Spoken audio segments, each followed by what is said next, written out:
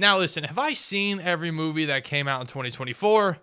No. Sometimes I just didn't want to watch something like Afraid-eyed. The fuck is that? And some movies I just haven't gotten the opportunity to watch yet. So if your favorite movie is not on this list, just imagine that I haven't seen it, and whenever I eventually do, I'll find that it's amazing and your opinion is correct. Except for The Wild Robot, I have seen that movie, and the reason it's not on this list is because I thought it was bad. Okay, well, if you're still here after that opinion, we are going to do a top 10 list. And during the year, I was kind of like, man, this year has been ass. And it certainly has been a lesser year, but it still had some good movies. So let's celebrate the year in a way that no other movie YouTuber does. Here are my top 10 movies of 2024. But actually, first, I have some honorable mentions. Dune Part 2 was a little bit frustrating to me as a massive fan of the novel. I actually think Dune Part 1 is quite a bit better. I just thought Part 2 dumbed the material down a little bit, but it still delivers. I mean, it was big. And I guess that I like big. And as far as blockbuster cinema goes, you can't really get any better than Dune. Argylle is actually one of the best movies of the year. Some would say that I'm trolling, and I'm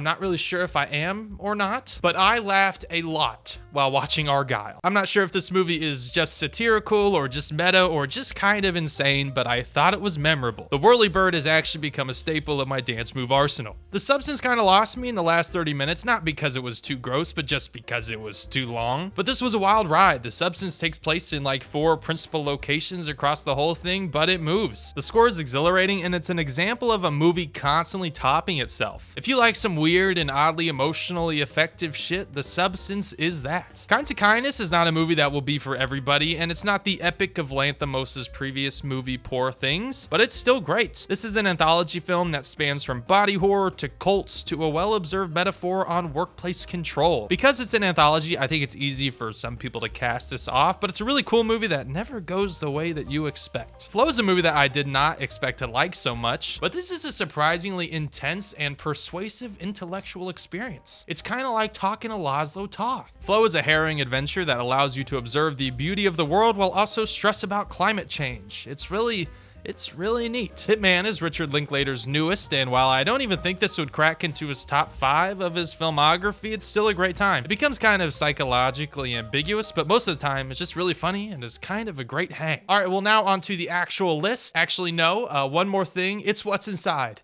That movie, that was cool. Okay, so now, yeah, let's do the list. And remember that art is subjective, and if your opinion differs than mine and you want to go in the comment section and say that I'm an idiot who doesn't know anything about movies, well, I guess that you can do that. Evil Does Not Exist is not the most fun start to the list because this is about as understated as a movie can be. It's about a community in Japan facing a business trying to build a glamping site on their land. So if you can't tell by the title, this is a very philosophical film, but not in a way that is in your face. In fact, I would say that it's probably easy for some audiences to watch this film and say that it was about nothing. But that is far from the truth. This is a seething drama that is incredibly patient, quietly dark, and oddly funny. It's kind of like Gene Dealman fighting big business.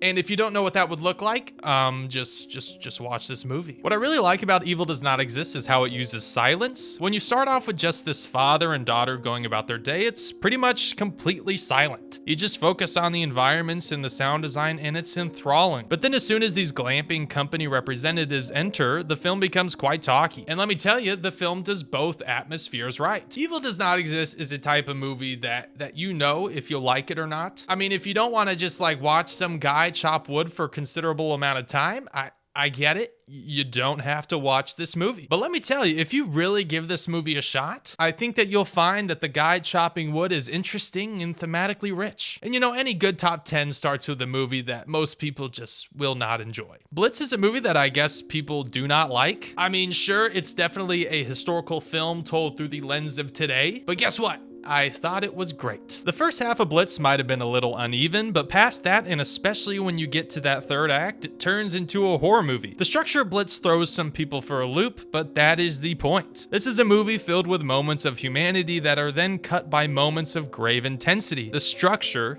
is the theme. Steve McQueen continues to be a filmmaker that derives spectacle from stories that are driven by character and history, and this is a textured look at 1940s London and all of the different people that reside there. Some have compared this film to Charles Dickens, especially the kind of Oliver Twist structure, and that is clearly purposeful. Blitz establishes innocence and then is willing to blow it the fuck up. This is a tough movie to watch. It's an anti-war movie that focuses on the bystanders. And I am awfully hesitant to watch anti-war films because it's like, yes, I know that shit is bad. And so the best way to tackle a war movie to me is to have an interesting perspective. And I think Blitz accomplishes that. I get that Blitz could be very on the nose, but I think it's incredibly investing. And when the terror does happen, it's one of the most intense films of the year. Memoir of a Snail is a movie that made me cry a lot. This lives up to the title. It's a stop-motion film chronicling the life of an introvert named Grace. And there's barely any actual spoken dialogue within the movie. Most of it is just voiceover of Grace telling us her story that starts with her loving relationship with her family, to then being orphaned, to then find herself in a world that she just does not understand. Memoir of a Snail is maybe the most wise movie of the year. It's not subtle. There are no hidden messages within the film, but that doesn't matter. This is a true reflection of the highs of life, but also the regret and sadness inherent to the experience. And sure, it's preachy. I mean, by the end, the movie is just like teaching you lessons, but I liked what it was preaching. And it's not obvious or self-serving. These are well-earned ideas that are always delivered with sincerity and a very Australian sense of humor. I mean, that sense of humor can be slightly too crude, but anytime it seems a little immature, the movie is quick to remind you of its genuine insights and heart. If you haven't seen Memoir of a Snail, and I know that you probably haven't,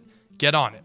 It's awesome. Challengers was my most anticipated movie of the year, and it did not disappoint. This is my favorite kind of sports film in that it's not about sports, but it's also all about sports, but also then again, not about sports. This is a tennis-based erotic thriller love triangle movie where you're supposed to swoon, cringe, and rock out. That's right, Trent Reznor and Atticus Ross's score adds so much adrenaline to Challengers. And it was not nominated for Best Score, so obviously something is very wrong in that institution. But even though Challengers has a lot of noises going on, it's very much a character study of these three individuals and their varying forms of love for each other that results in their downfalls, but also enables their potential prosperity. Each time I watch Challengers, I leave with a different view on the trio. Sometimes I think that Tashi Duncan is just the worst person I've ever seen, but then at other times, I just think that she's kind of broken and sad. Challengers is a movie that we need more of. This is a mid-budget movie that has the ability to appeal to a sizable audience that is still thoroughly emotionally and intellectually engaging. And I didn't love Luca Guadagnino's other film this year, Queer, but I just love that he's doing all these different kinds of films while still making work that is recognizably his. No tennis scene in this film is shot the same way as the one before it, and it's a movie that, despite its somewhat low stakes, is sweeping and intense. Also, let's be real, those last 10 minutes are one of the best climaxes in recent history. She just wanted to watch some good tennis.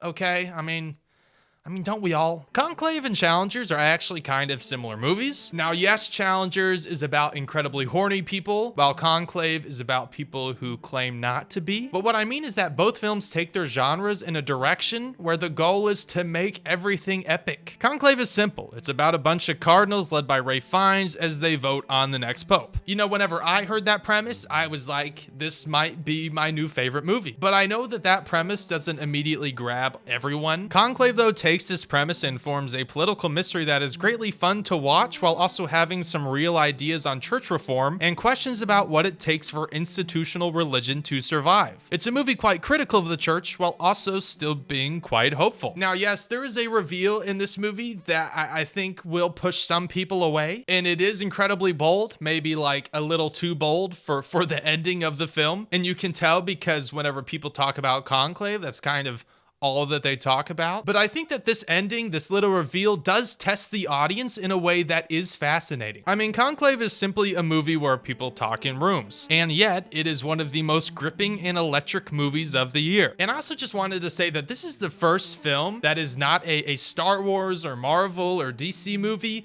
where people clapped in the audience. And while I'm not usually like a person who's down for clapping in a movie where the people who made it aren't there, I thought it was cool. So I guess the way to make audiences clap nowadays is to have Spider-Man come out of a fucking portal, or you have Isabel Rossellini just roast some cardinals. Either way, I guess it's kind of fun. I didn't completely understand every element of Nickel Boys. There are maybe some metaphors or beats that weren't really able to sink in, but whenever you leave the theater, that doesn't matter. I think whenever you look at 2020 cinema, Nickel Boys is one of the most powerful. A lot of the discourse surrounding Nickel Boys is about its formal elements and how it plays around with perspectives, switching between two first-person views. But it's not just the camera, this is also sort of structurally ambiguous. And so it's easy to see why not everyone is immediately gravitating towards this film. But I think despite its kind of esoteric elements, this is a universal movie. Nickel Boys is based on the true story of the abuse that happened in a boys' school in Florida, and it's a tough movie to watch. Not that you actually see a lot of the abuse, but you see the aftermath of the abuse in the environment that it's able to sadly thrive in. And it's intercut with archive footage of the great innovations of the 1960s, as well as strange visions or dreams, and it creates an effect that is very tough to explain. Nickel Boys is undeniably a sad movie, but it's also a film that, unlike any other movie this year,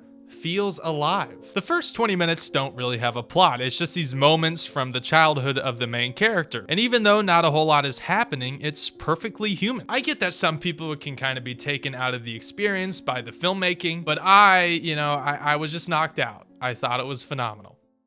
I had a very interesting first watch with Anora because during the first 30 minutes or so, I just wanted the movie to stop. And call me prudish or whatever, but I was just kind of annoyed. I mean, I felt for Annie and thought the performances were great, but I just thought, wow, this is not a sustainable lifestyle, and I don't really know if I want to watch it. But then all of a sudden, in the second act, that's exactly what the movie is about. Anora is a hilarious and deeply sad vision of how the power dynamics inherent to our economic system tend to ruin people. Anora is a movie that hits on a lot. Sean Baker as a filmmaker has obviously been very interested in the lives of sex workers and all of the discourse that comes with that. And this is an incredibly fair portrait of the lifestyle. And even though it features a look into a very specific industry, I think Anora has the ability to speak to a lot of people. It's very fast paced and its big gut punches are undeniable. If you don't feel for Anora as she's getting manipulated and treated poorly by a man who will face no consequences, the fuck is wrong with you? Anora probably has the best final image of any film this year. I mean, there's a reason everyone is talking about it. It's an extraordinarily well-drawn image of a complex combination of emotions. But even though it's sad, like I said, it's consistently funny and also very charming. If you're kind of hesitant to watch Anora because of the subject matter, I totally get that. Just try and give it a shot. Because if you do, I think you'll leave with a perspective that you were not expecting. A Real Pain is maybe the most easily recommendable movie on the list. Sure, it's not groundbreaking, right? This is not Nickel Boys. It's not pushing the form in any real way, but it is the perfect version of itself. There's nothing I would change about A Real Pain. It's a very simple story about two cousins who go on a trip through Poland to visit where their recently passed grandmother lived. This is a funny and touching movie about how we communicate. I mean, sure, it's only an hour and a half, and if you view that as a criticism, then I don't know why you think that. This movie has something to say and some food for thought to give, and it does it, and then ends. There's nothing indulgent about this movie. It's very critical of its characters, but it's also deeply loving towards its characters. Sometimes I think, why don't we just get more movies where it's two people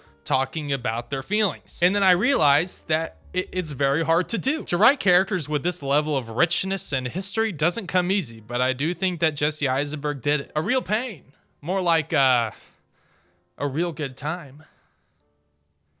The Brutalist is a movie that a lot of people are talking about, and for good reason. Now, whenever I first wrote about The Brutalist, I said that it's a film that speaks for itself. And I still somewhat agree with that, given its big ideas concerning the relationship between capitalism and art are very upfront and in your face. But I think what a lot of people are overlooking about The Brutalist is that it's a film that's meant to be questioned. It's a movie filled with many big statements, many big lines of dialogue that are extremely meaningful, but those same lines or meaningful moments of action are often contradicted later on in the film. And not in the way where The Brutalist is like contradicting itself or is seen as a hypocrite. Those contradictions create even more meaning and ask even more questions. I've seen a lot of people kind of be confused by the final lines of the movie, but I think that confusion comes from identifying the final line of the movie as the thesis. The thing is that final line, it's not the thesis. It is a statement that is meant to be questioned. Sure, it's a real line delivered with sincerity, but it's also quite satirical. Whenever The Brutalist ends, And especially with that end credit song, you're kind of supposed to laugh, as weird as it might feel. To simplify The Brutalist down to just an Oscar Beatty epic is brushing aside the clear humanity present in the film. Brady Corbet crafted so many scenes that feel real. Some of the characters are kind of hard to get a grasp on, but that makes it so that every line of dialogue and subtlety is worth investigating. I get that some people were bored watching The Brutalist, but like, what did you want from this movie? Call me pretentious or a film bro or, you know, whatever thing you want to say, but I think that we'll be talking about The Brutalist for a very, very long time. Civil War, for some odd, unexplainable reason, like I really have no clue why, but it's a movie that really spoke to me. There were a lot of criticisms thrown at this movie for being largely apolitical. And yeah, Civil War is a road trip movie through a divided America that isn't entirely interested in the political philosophy of the warring sides. I mean, you get some like little ideological signs here and there. Nick Offerman is introduced as the president of America, who is a dramatic liar and pursued a third term. I know a certain other dramatic liar who's interested in abolishing term limits, but that's not what the movie is about. This isn't a hit piece on the political institutions of the United States. It's much more simple than that. Civil War is about war. It's actually in the title. Last year, there was a study that said that more than 40% of Americans believe that there will be a civil war in their lifetime. And this is not good news. We kind of like to throw around the premise of a civil war way too easily. And this movie, made by Alex Garland, a guy from London, is here to tell us that that's bad in a very violent and abrasive way. Civil War has some of the best sound design of the decade that is as repulsive as it is immersive. And during the Blitz segment, I said that war movies need to find an interesting perspective, and Civil War is that. I mean, most war movies take place in desolate landscapes or cities that have already fallen, and there is heaviness there for sure. But Civil War takes place in an America that looks different while still clearly being the place that is around today. It's a movie that hits close to home because it's home. And yes, I get it that having Civil War as my number one pick, that, you know, it's a very American pick, and I understand that. Like, who knows if this movie is super universal, but it spoke to me. And I think it will be an interesting cultural document that speaks to the radical sentiments of the time in which it was produced. But it's not just an anti-war movie obsessed with making you sad. I mean,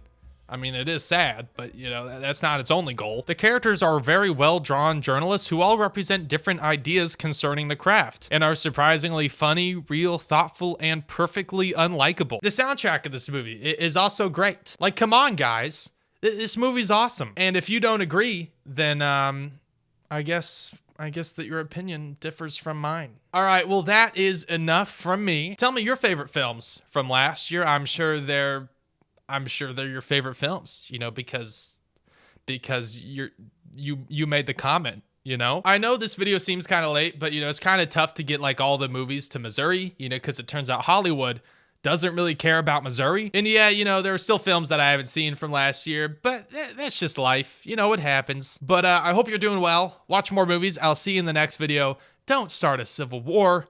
You know, even if you're not in America, like, you know, war's bad, guys. Come on, it doesn't need to happen. So on that really, really something note, I'll see you next time, and goodbye.